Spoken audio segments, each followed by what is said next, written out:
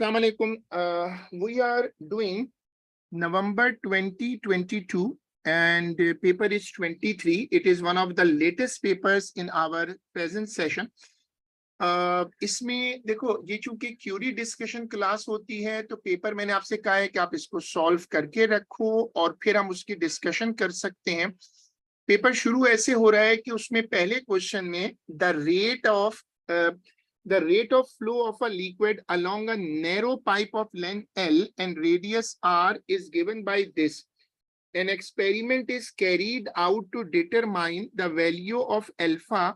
The data from the experiments are shown in the table. Use information in the table to show that SI unit of alpha is per second. सबकी unit उसमें put कर दो, सारी base unit उसमें डाल दो और base unit डालकर फिर उसको सिंप्लीफाई करा होगा तुमने। 34 आउट ऑफ 60 का थ्रेशोल्ड है, नवंबर का पेपर है, थ्रेशोल्ड लो है। देखो पहले तुमने क्या किया कि तुमने फॉर्मूला में अल्फा को सब्जेक्ट बना लिया, फिर उसमें सारी यूनिट्स पुट कर दी और फिर उसको सिंप्लीफाई कर लिया। शो दैट द परसेंटेज का मैंने आपको हमेशा समझाया कि परसेंटेज डायरेक्ट ऐड हो जाती है। Calculate alpha with its absolute uncertainty using your answer to an appropriate number of this. इसमें तरीका क्या होता है कि पहले तो एब्सोल्यूट वैल्यू निकाल लो और फिर उसको परसेंटेज वाले नंबर से मल्टीप्लाई करके एब्सोल्यूट अनसर्टेनिटी भी निकाल लो। ये तीनों वैल्यूज अपनी जो हैं वो कंपेयर करो।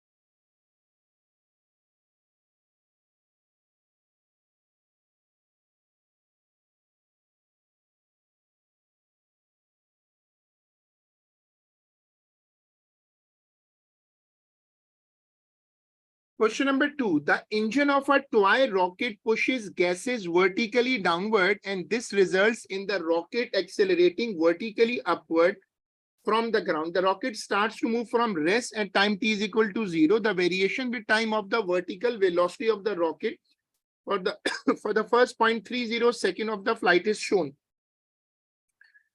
इसमें आपको ग्राफ नजर आ रहा है, ये वेलोसिटी अगेंस्ट टाइम का ग्राफ है।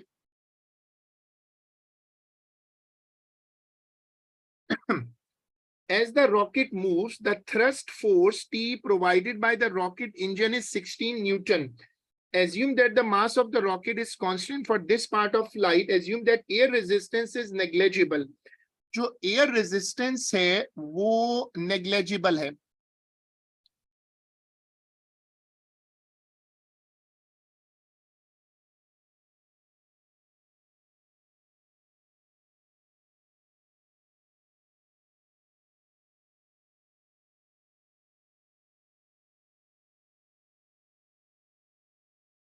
For this part of the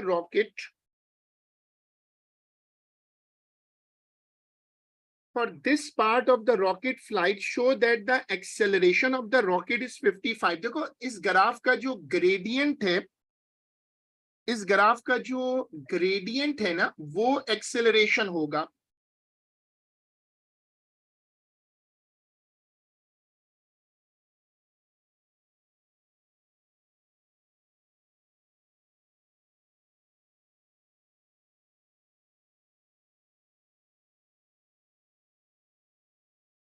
ये वर्किंग है फॉर्मूला, इसमें वैल्यूज डाली होंगी आपने और जाहिर है कि आपने अपने आंसर्स अगर कंपेयर किए हैं तो ग्रेडियंट में आप डायग्राम पर एक ट्रायंगल भी दिखा सकते हो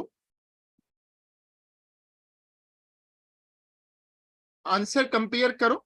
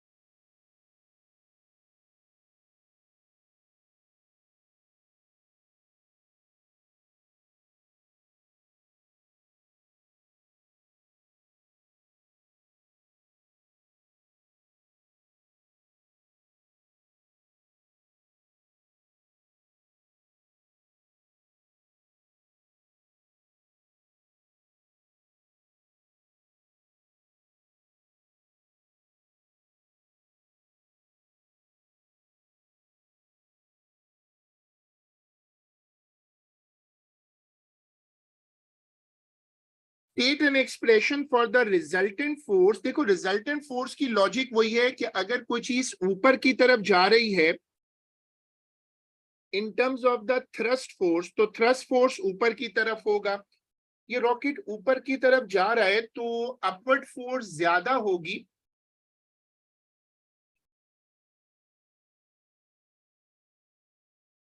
अगर ये रॉकेट है तो इसको रख लेते हैं थ्रस्ट फोर्स, वेट रिलेटिवली कम होगा।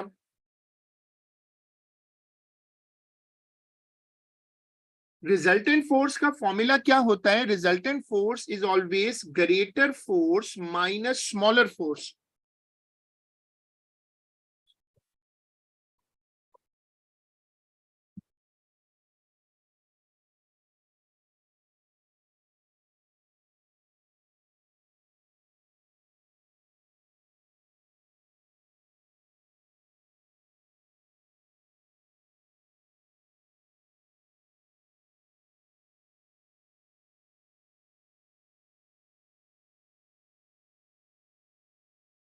Calculate the mass of the rocket. अब वो जो तुम्हारे पास एक्सेलरेशन तो आ गई है, तो तुम उसी फॉर्मूला को यूज करो और उसमें वैल्यूज प्लग इन कर दो। फॉर्मूला ये है ना, F is equal to m a, तो T minus W is equal to m a, और उसमें वैल्यूज पुट करके मास को सब्जेक्ट बनाओ और सॉल्व कर लो।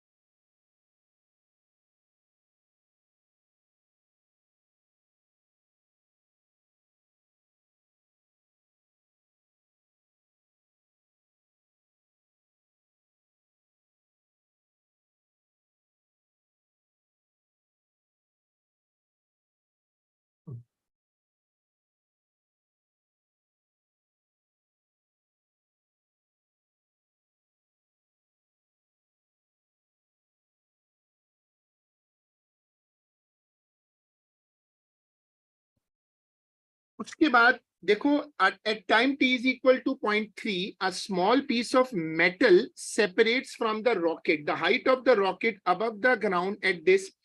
तुम्हारे पास एक्सेलरेशन है, इनिशियल वेलोसिटी आप जीरो कर दो और उसमें वैल्यूज पुट करके सॉल्व कर लो, तो आपके पास डिस्टेंस आ जाएगा। The speed at which the piece of metal strikes the ground. Rocket से जो चीज अलग हुई है वो पहले थोड़ा सा ऊपर जाएगी और वहां से फिर वो नीचे आएगी।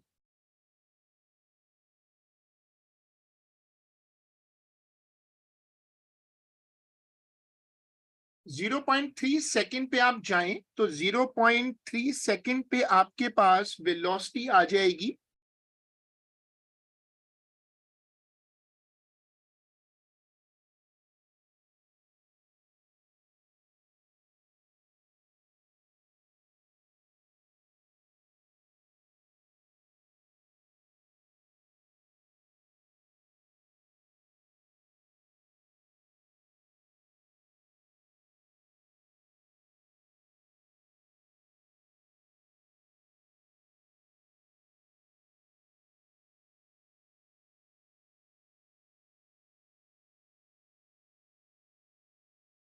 यहां से आप वेलोसिटी निकाल लें, ये जो नंबर है 16.5, ये वाला यहां से आ जाएगा।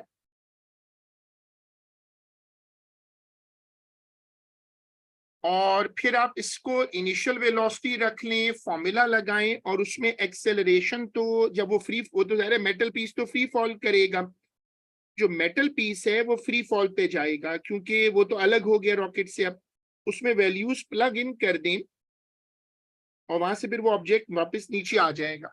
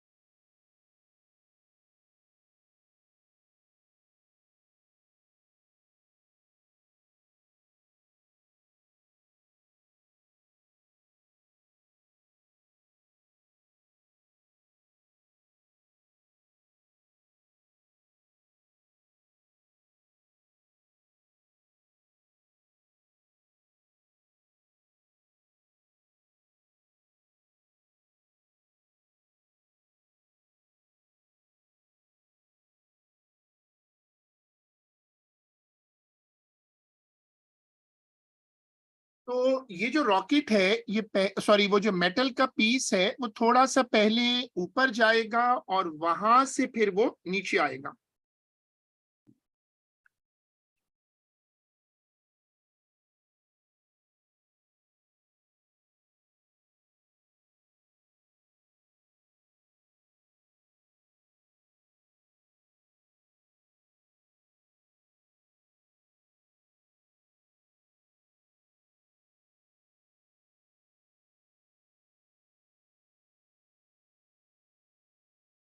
State the principle of moment. जब कोई चीज पिवटेड होती है, इक्विलिब्रियम में होती है, तो आपने वो याद रखना है, the clockwise moment is equal to anti clockwise moment जब इक्विलिब्रियम होता है। फिर ये जो सवाल दिया हुआ है, a hollow plastic sphere is attached at one end of a bar. The sphere is partially submerged in water and the bar is attached to a fixed vertical support. Partially submerged भी है। The sphere is weight this. The distance from P to the center of gravity of the sphere is 0.29. Weight of the bar, ये जो बार है, rod है, इसके wait को neglect कर दो। Calculate the moment of the weight of the sphere about P। तो तुम इसको रिजॉल्व करके सॉल्व कर सकते हो, मतलब कंपोनेंट बना के सॉल्व करा होगा अगर उसको किया है तो। चूंकि वो जो वेट की फोर्स है वो तो एंगल पे लग रही है ना।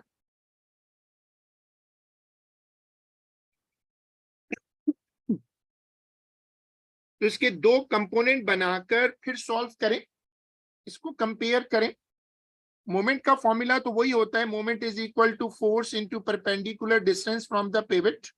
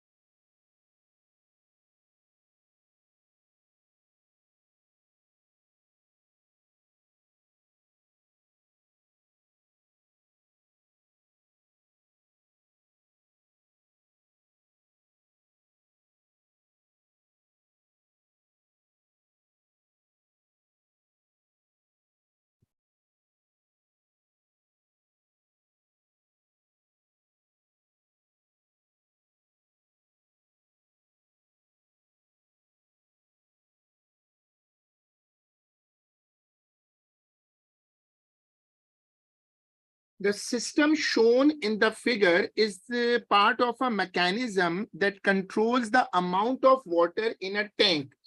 When water enters the tank, it causes the sphere to rise. This results in the bar becoming horizontal, showing the system. ये जो वाटर टैंक्स होते हैं उनको ये ओवरफ्लो से रोकता है और इससे ये होता है कि पानी नीचे नहीं गिरता. In this position, the rod exerts a force to compress a horizontal spring that controls the water supply to the tank. R is positioned at a perpendicular distance of 0.017 meter above P. The variation of the force applied to the spring with compression X. ये उसने बनाया हुआ है और straight line है. Force against X. Compression मतलब extension दी हुई आपको. तो अगर उसने हम इसको थ्योरेटिकली एक्सटेंशन ही काउंट करते हैं चाहे वो बढ़ रहा हो या कम हो रहा हो. तो ये ग्राफ दिया हुआ है. Use figure 3.3 to calculate the spring constant. Spring constant जो होता है ना वो फॉर्मूला क्या लेता है, F is equal to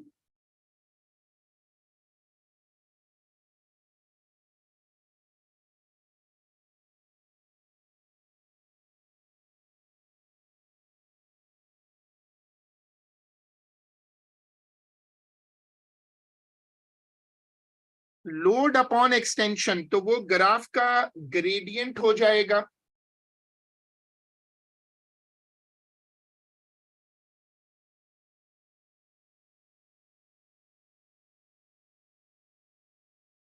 gradient रख के इस वाले पार्ट को सॉल्व करा होगा.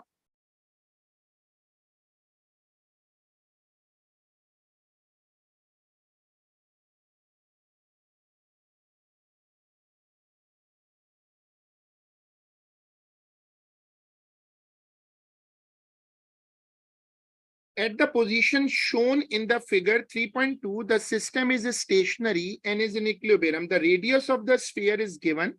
26% of the volume of the sphere is submerged. The density of water show that the upthrust on the sphere is this. देखो अपथ्रस्ट का फॉर्मूला होता है रो जी वी और वॉल्यूम का फॉर्मूला स्फीयर है वो आपको पता है. तो वो फॉर्मूला में पुट कर दें और सॉल्व करें. इसका कंपैरिजन कर लें.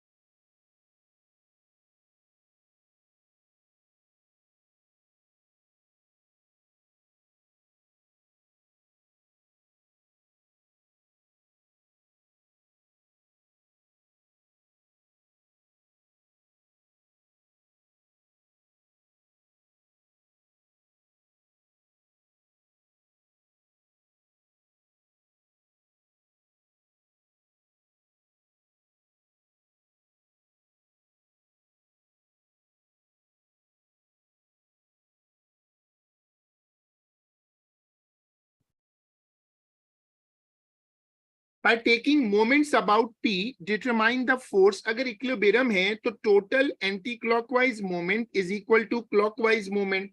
जहां फोर्स लग रही है वहां से पिवट तक का डिस्टेंस लो और मल्टीप्लाई कर दो.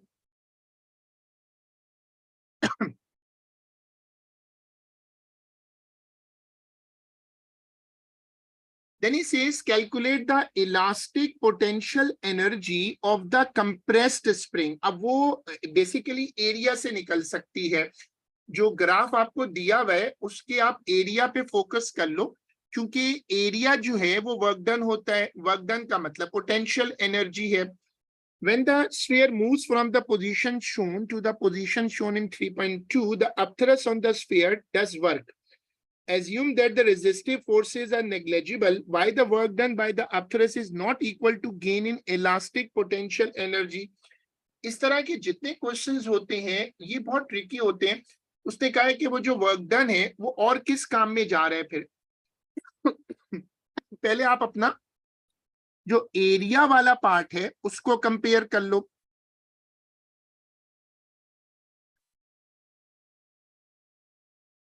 थ्योरी पार्ट का आंसर क्या होगा कि वो जो स्फीयर है वो ऊपर की तरफ जा रहा है, तो उसमें इलास्टिक पोटेंशियल के साथ साथ ग्रेविटेशनल पोटेंशियल भी आएगी.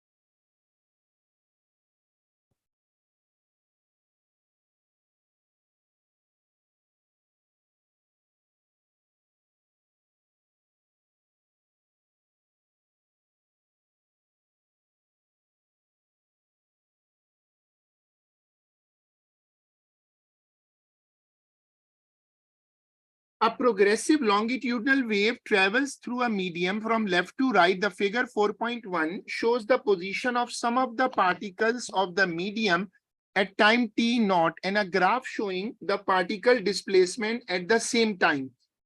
Direction of the wave travel है पार्टिकल. ये जब लॉन्गिट्यूडनल वेव है तो particles are coming towards each other and going away from each other, यानी कंप्रेशन एंड रेयरफैक्शन है. Particle displacements to the right of their equilibrium positions are shown as positive on the graph and particle displacement to the left are shown as negative on the graph.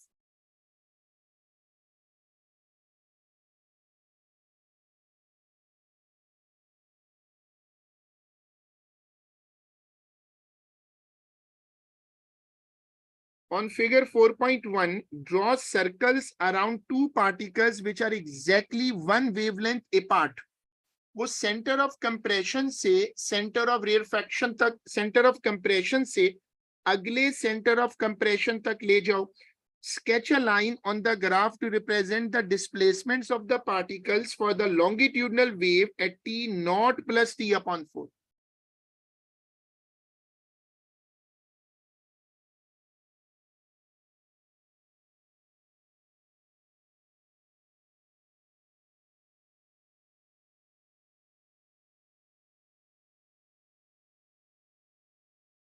चलो अब ये जो displacement वाली positions हैं ये देखो.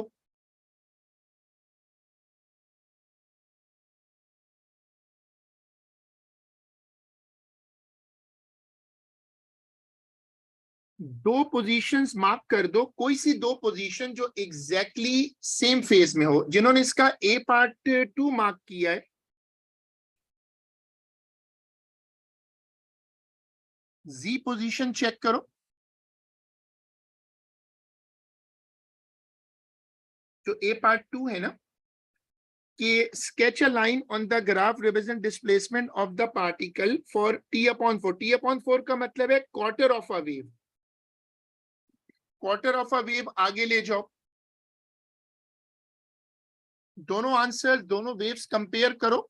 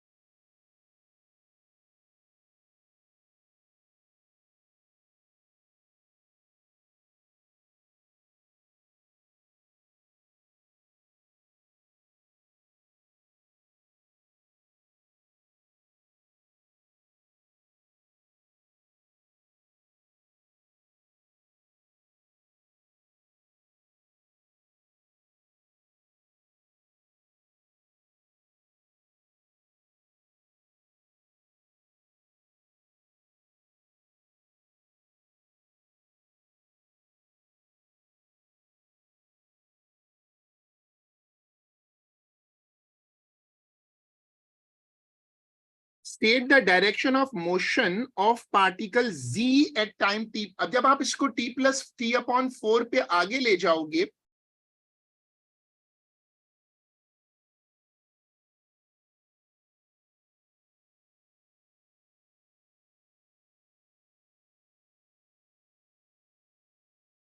तो वो जो पार्टिकल है z पर, वो राइट साइड पे मूव करेगा। इसकी लॉजिक ये होती है कि देखो, ये जो पार्टिकल है, यहां से वेव नीचे गई है। नीचे जाने का मतलब है कि वो जो उसका डिस्प्लेसमेंट है वो डिक्रीज हुआ, नेगेटिव में हो गया। तो वहां से ये पार्टिकल राइट को जाएगा। जो जी वाला पार्टिकल है, t/4 वाली जो ग्राफ है उसमें तुम देखोगे ना, तो ये t/4। अब तुम इसको देखो तो यहां से जी वाले पार्टिकल को राइट जाना पड़ेगा ताकि वो वेव ऊपर जा सके।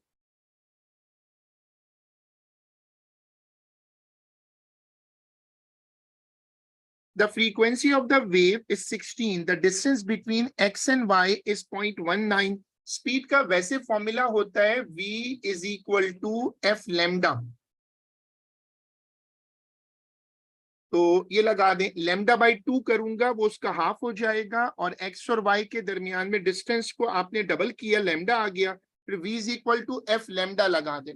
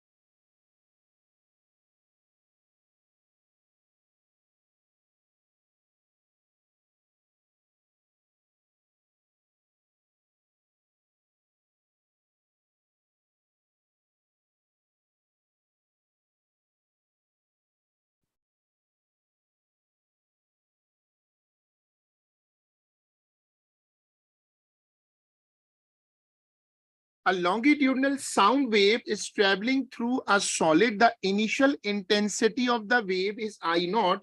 The frequency of the wave remains constant and the amplitude falls to half of its original value. अब वहां वो फॉर्मूला होता है I1/I2 is equal to A1/A2 का whole square, the final intensity of the wave.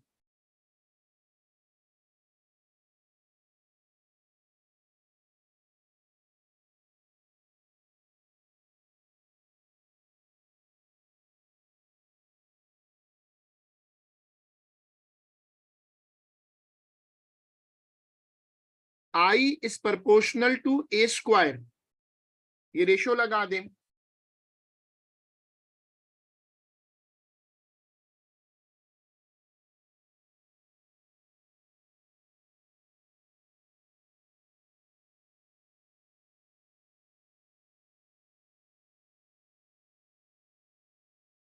और वो ratio लगाकर आप सॉल्व कर लें. अब देखो जो सुपर पोजिशन होती है उसके लिए सबसे इंपॉर्टेंट कंडीशन है कि वेवलेंथ सेम होना चाहिए ताकि वो सुपर इम्पोज हो. सुपर इम्पोज होंगी तो स्टेशनरी वेव बनेगी.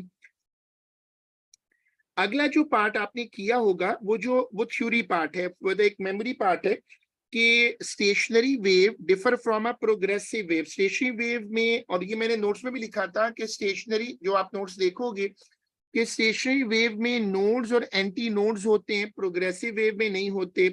स्टेशनरी वेव में जो पॉइंट्स होते हैं, डिफरेंट पॉइंट्स, उनके एम्पलीट्यूड डिफर करते हैं. हर पार्टिकल क्रेस्ट नहीं बनाता, हर पार्टिकल ट्रफ नहीं बनाता.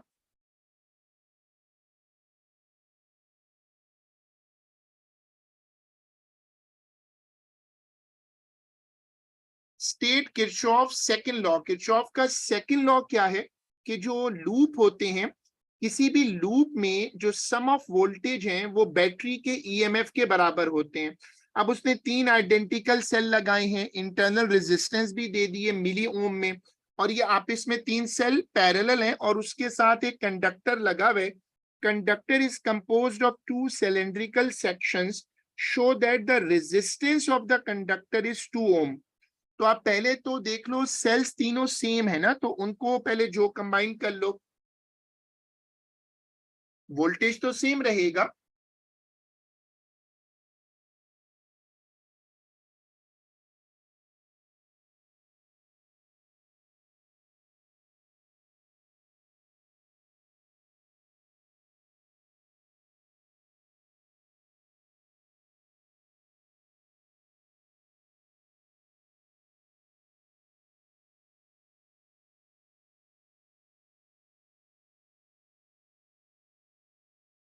पैरेलल में आप तीनों रेजिस्टर्स की रेजिस्टेंस कंबाइन कर लो, इफेक्टिव रेजिस्टेंस आ जाएगी.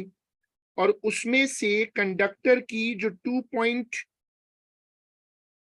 Resistance of the total circuit दी हुई है, तो उसमें से माइनस कर दें तो आपको उस ए बी वाले कंडक्टर की रेजिस्टेंस मिल जाएगी.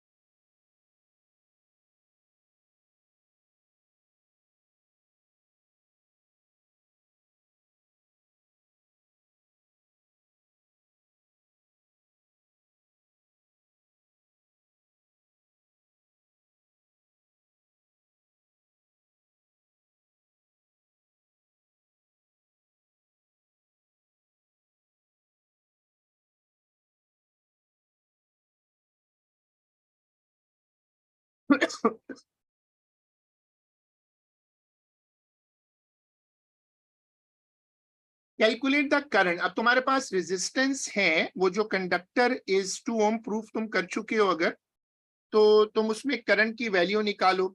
The two cylindrical sections A and B of the conductor in figure 5.1 are made from the same material, have the same length।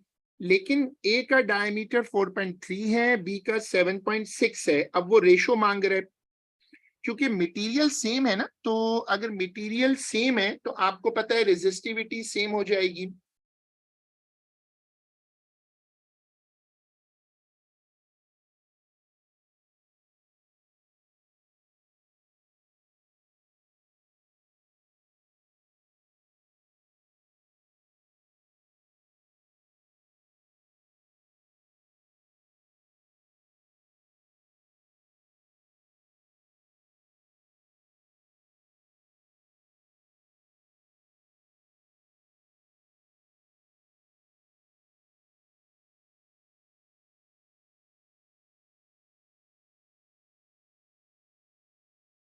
Calculate the ratio. अब ये मैंने पहले भी कई मतलब बताया था कि वो फॉर्मूला होता है ना, V is equal to I is equal to NaVe।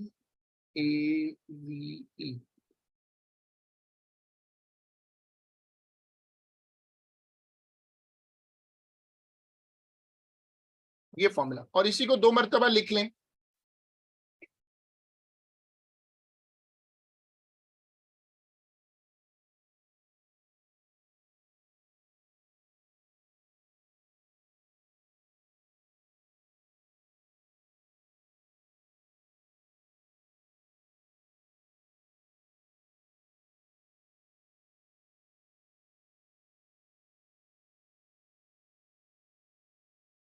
ये आंसर्स कंपेयर कर लें, रेशियो बेस्ड जो आंसर्स हैं।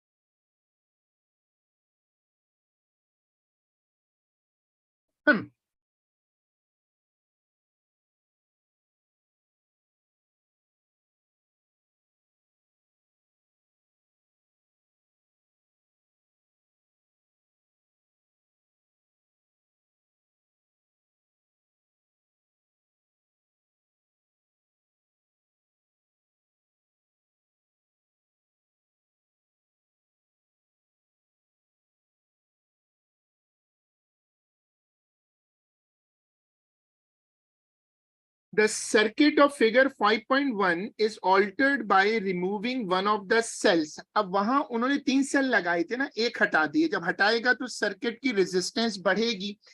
जब आप एक सेल हटा दोगे तो सर्किट की इफेक्टिव रेजिस्टेंस बढ़ जाएगी।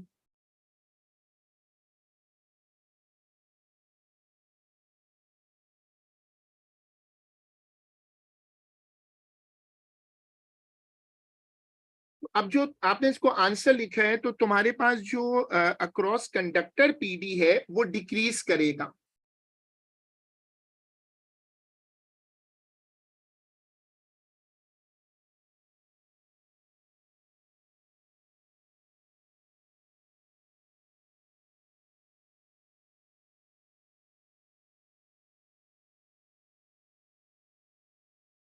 The nuclide CH14-6 is unstable and undergoes beta minus decay, emitting a high energy electron and an anti-neutrino to form a new nuclide. The equation for this decay is shown.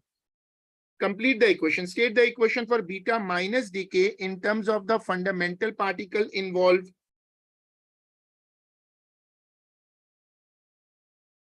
Standard equation लिख दो. Use your equation from B part 1 to show how charge is conserved.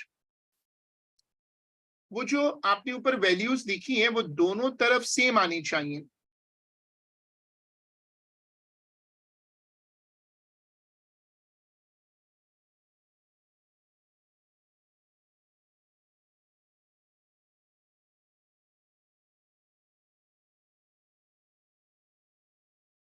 Fundamental particles में quarks आते हैं, leptons आते हैं.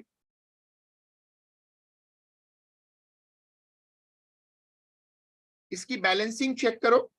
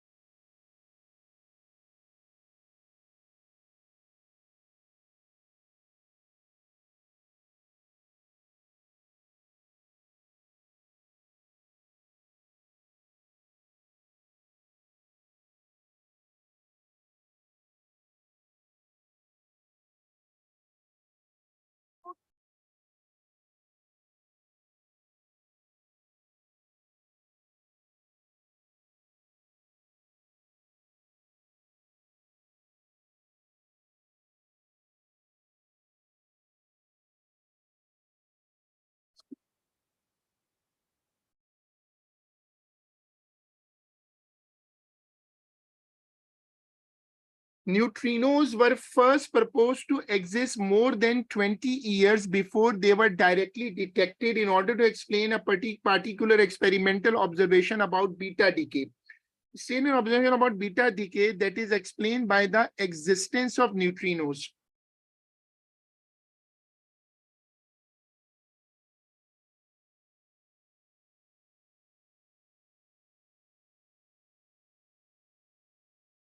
Beta particles जो है ना, उनके बीटा पार्टिकल्स की सब एक बड़ी यूनिक प्रॉपर्टी है कि वो डिफरेंट स्पीड से ट्रेवल करते हैं.